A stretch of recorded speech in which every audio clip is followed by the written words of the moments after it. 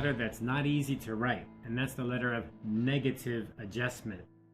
A letter of negative adjustment means that you're going to not give the customer what they asked for.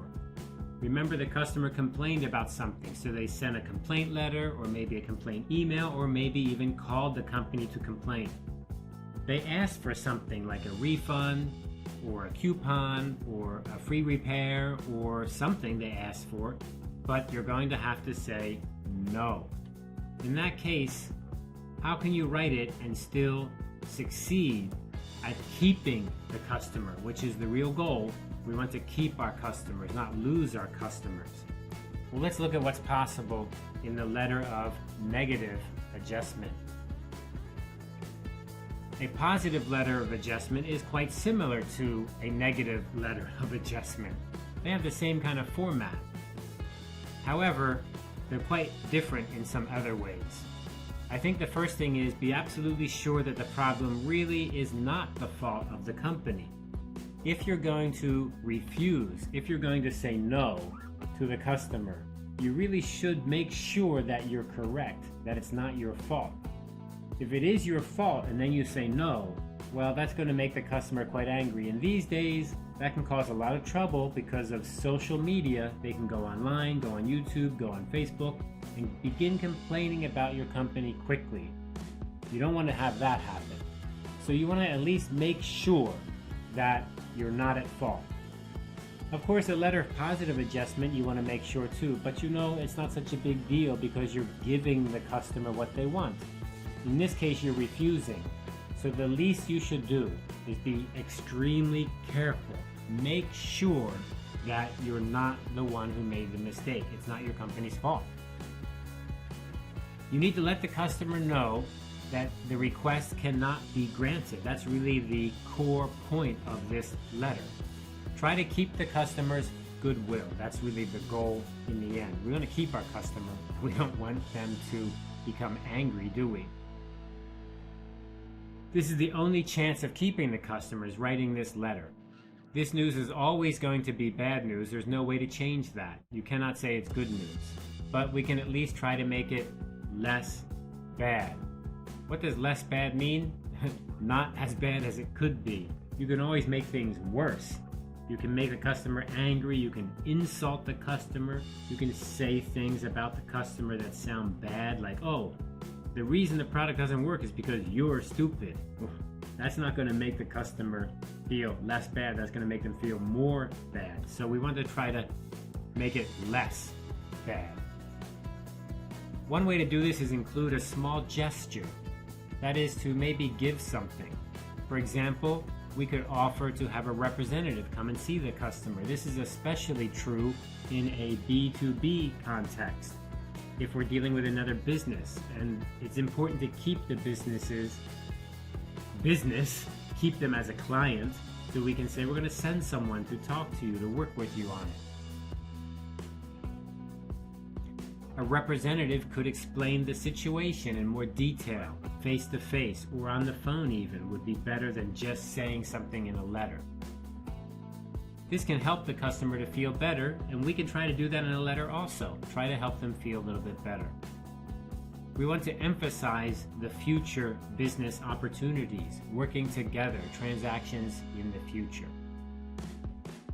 So this letter, we're usually going to have 3 paragraphs, as we've been using very commonly. We want to avoid making things too complicated, so don't use words or terminology or vocabulary that's very complex. Don't do that. That's not good. Because the customer will feel, are you trying to trick me? Are you trying to make me feel like I'm not so smart?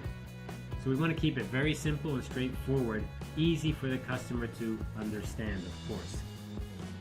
The reader will quickly be alienated or feel like they're strange if you make them read something that is complicated.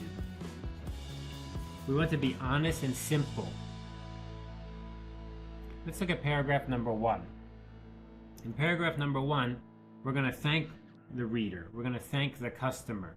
And we're going to try to say, we understand.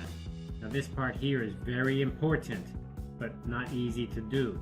We want to say, I hear you, I understand you, I relate to you, but that little but there, right?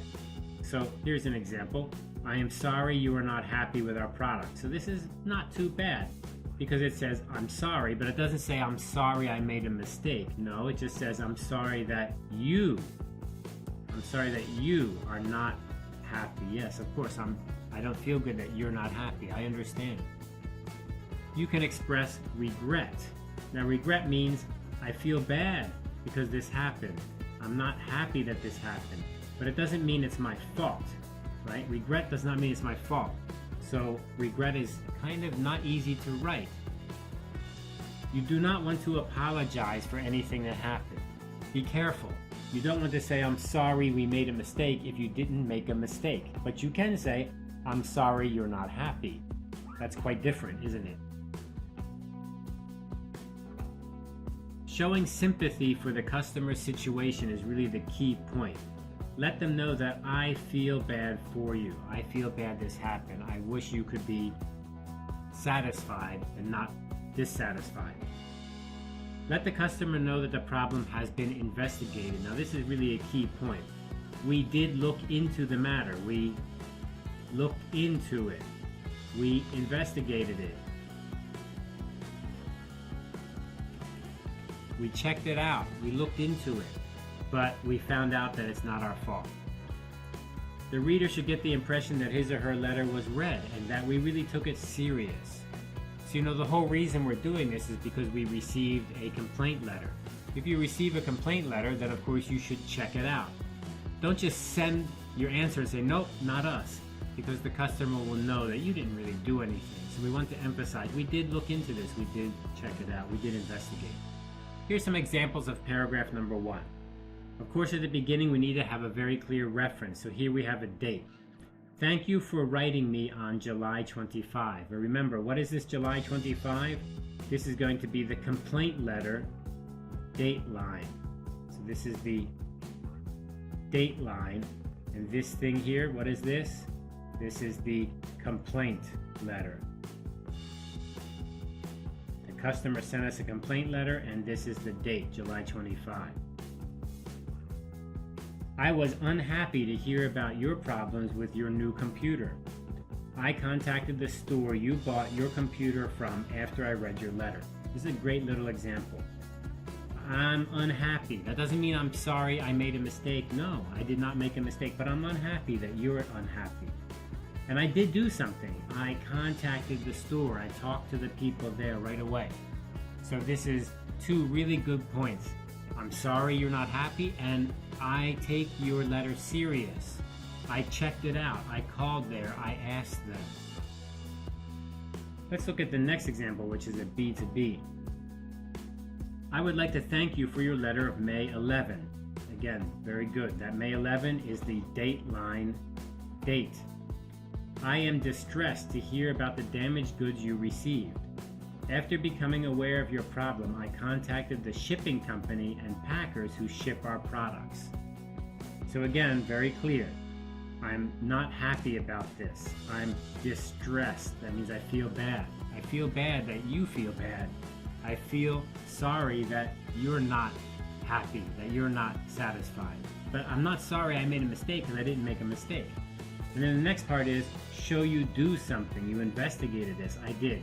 I contacted the shipping company. So these 2 examples are really good. Two parts, right? 2 parts. Express some sympathy and then say, what did you do to investigate?